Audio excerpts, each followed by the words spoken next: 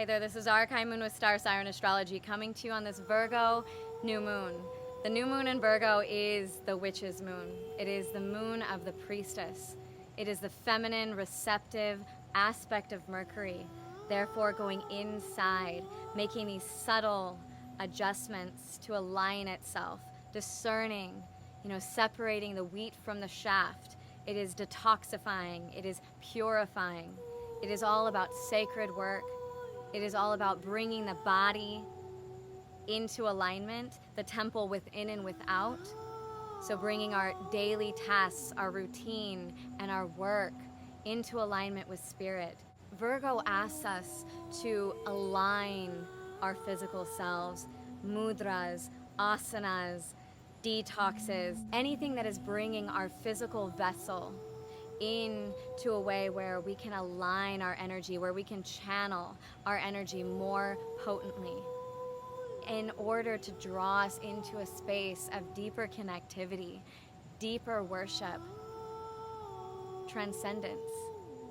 It is the pathway towards that, is what we do in order to experience Pisces, in order to experience that beautiful, rapturous space of worship. And the sun and the moon at 24 degrees of Virgo are opposing Neptune and Pisces. They are squaring the north and the south nodes of the moon. The south node is in Sagittarius, the north node is in Gemini.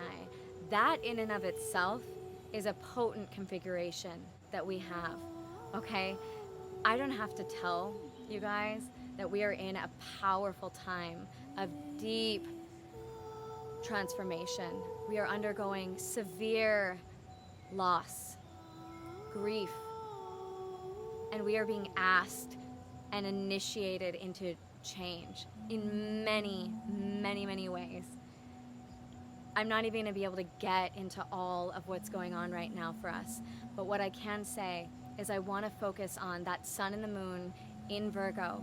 So it's our moon and our sun is our ego asking us, to really focus on what needs adjustments. What have we been waiting to actualize? Have we been waiting to incorporate in our daily routines and we have yet to do it? What is it that we need to let go of? It's a time of drawing the energy in. What is nourishing us? What is drawing us into a place of deeper mastery? This is a time of devotion and mastery and fucking work. It is like, do the work and it will pay off, but do the right work and do it right. And you know what? I'm going to say it. It's right. Because Virgo it's like about being right. It's about being pure.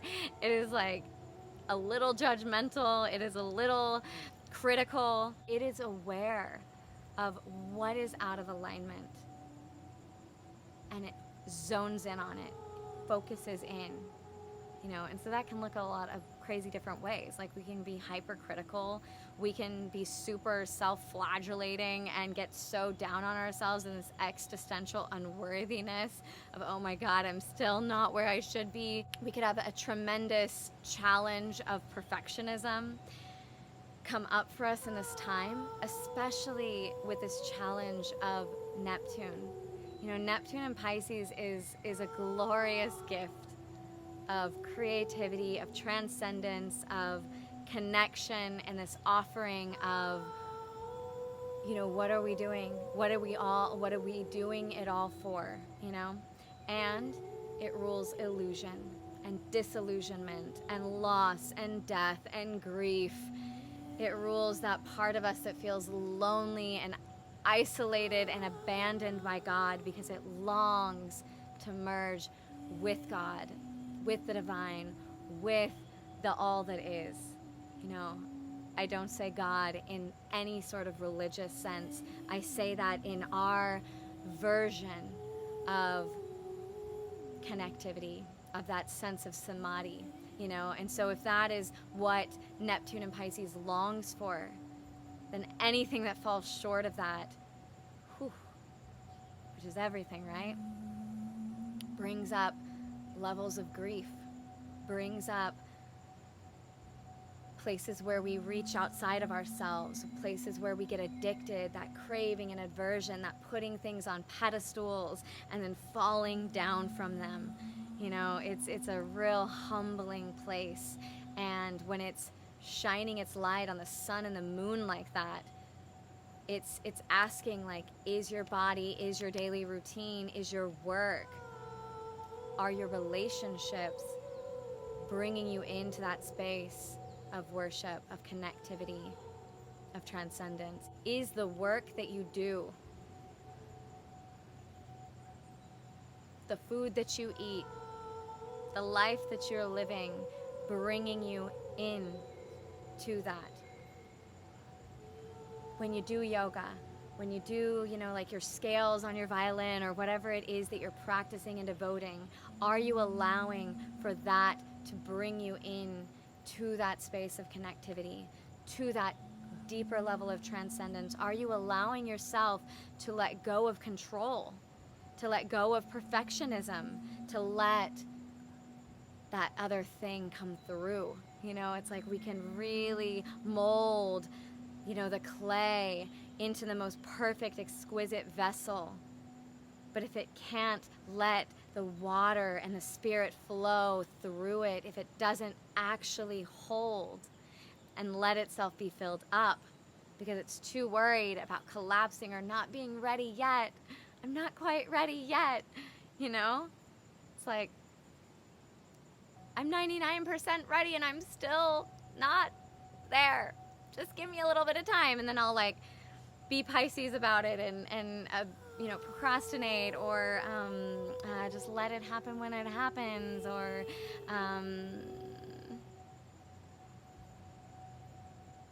create some sort of other illusion of what I'm doing here, what we're doing here, you know. So it's a time of really getting clear with what are we doing, and can you be discerning? Can you be devoted enough to fucking do the work and make your life look like it, make your life draw you into it, you know, construct your life, your body, like it's a work of art, you know. We got Venus and Vesta in Leo saying, open to that art, that expression, that joy, that pleasure is what you value. Allow to come forth through the vessel of your creativity, through your expression of joy, of love and abundance, of generosity. Or are you holding on to it's not ready yet, or maybe it's not received, or maybe I don't look right, or maybe nobody likes it, or whatever it is, you know? It's that let go of the ego.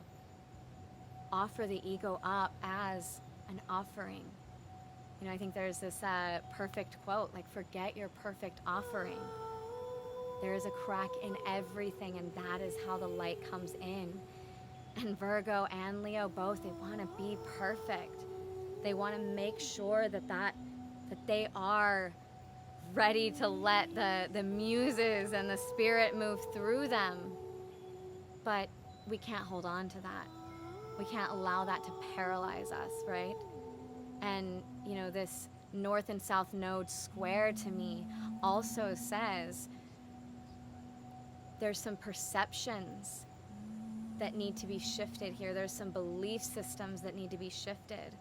You know, there is a journey in Sagittarius, the South Node in Sag, saying what dogmas, what belief systems, what religions, what fixated ways of truth and of purpose and, like, your pathway to that have you gotten stuck on?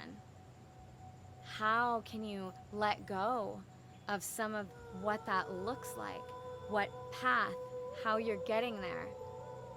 What belief systems, what dogmas does that mean? You know, this is a very dogmatic time, because Virgo is all about purity and right and wrong, and Sag is about truth and knowing the truth and the one way, and up the mountain, and there's its holy grail. And so it's, you know, a time of allowing ourselves to really take the the medicine of that Neptune and Pisces that says imperfection.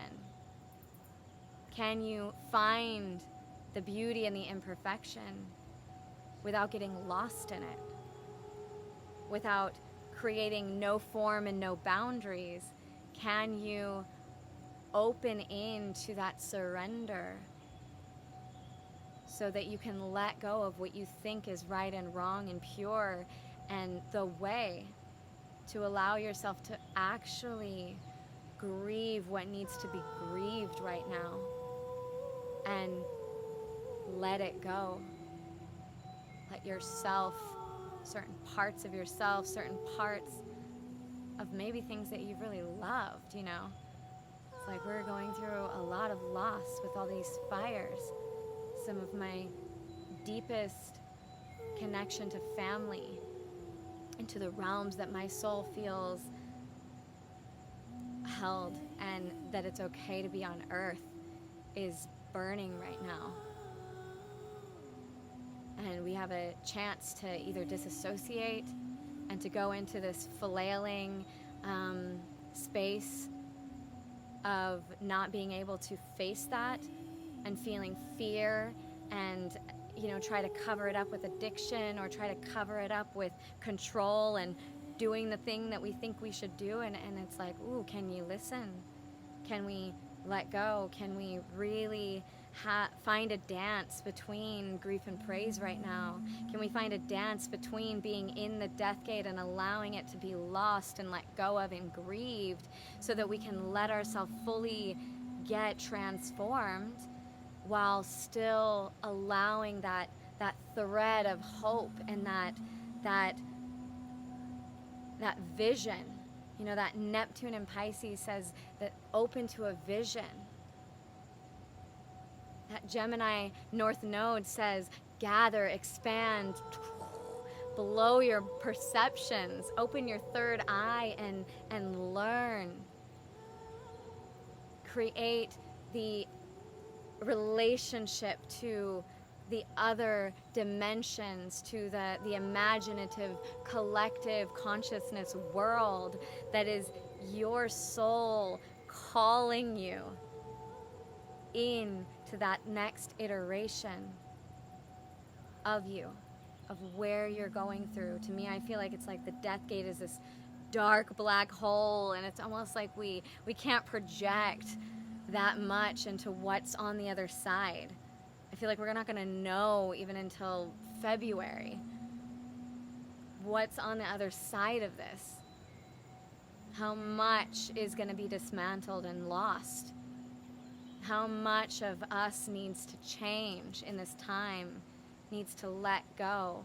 And yet I do think that we're in a Jedi ninja training moment of, can you keep that thread of connection to your soul and allow your higher self to pull you through this gateway, to pull you through and say, this is what you're creating. You know, don't get lost in what's going on, what the news is saying, what is dying, what our external reality looks like. You know, it's a dance between not being lost in the external reality, and then so that we can really create what we're meant to create here, and taking a look at our very physical, external body routine work structure and aligning it.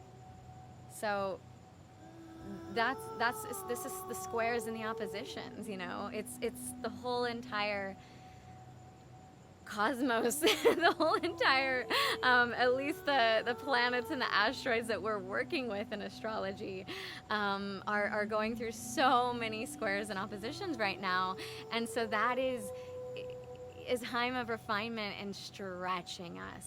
You know, we don't get the luxury of just getting like, I'm gonna do Virgo good. You know, I'm gonna like get my body and my routine in order. It's like, no. We gotta also expand into that Neptune and Pisces. We gotta also stretch out to that like Gemini Sag of like learning and also integrating. You know, we've got so many other things going on too, but I'm gonna leave that here because it's already a little bit long for today. So what I want to leave you with is,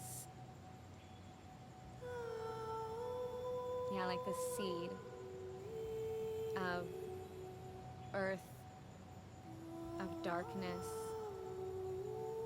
of clarity, and a time of discernment. And like I said, devotion. If you can do one thing, reclaim your devotion tonight. Allow yourself to really let yourself see what needs to be aligned and adjusted internally and externally. Let go of self-sabotaging critique and judgments and perfectionism. Allow that surrender to draw you in to your purpose, to draw you closer to that connection of spirit. Because if we are present and we are connected in this gate that we are in of death and of transformation, if we can get lucid inside of that and be the midwives of this, we can draw this into our physical reality. We can help anchor these higher octaves of what we know we can be experiencing.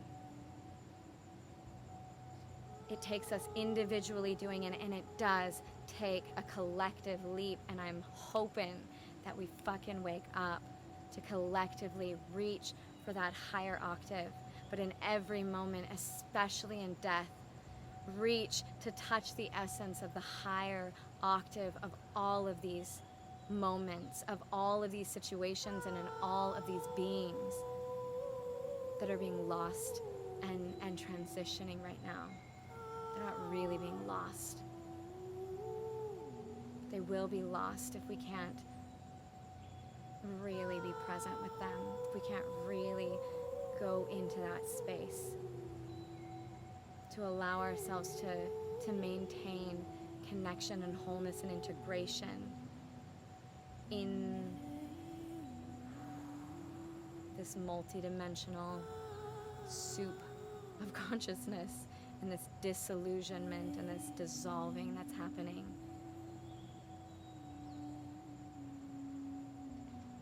So with that, just how can you touch the highest essence of everything in every moment and allow that to inform you how you're meant to move in every moment in your daily life. Let that inform your practice. Let that inform your work. Let that inform your body. Let that inform your schedule and your routine, so that is the vision that we birth. That is what we come out on the other side embodying and opening to. Not some spiral of perfectionism and judgment and impurity and,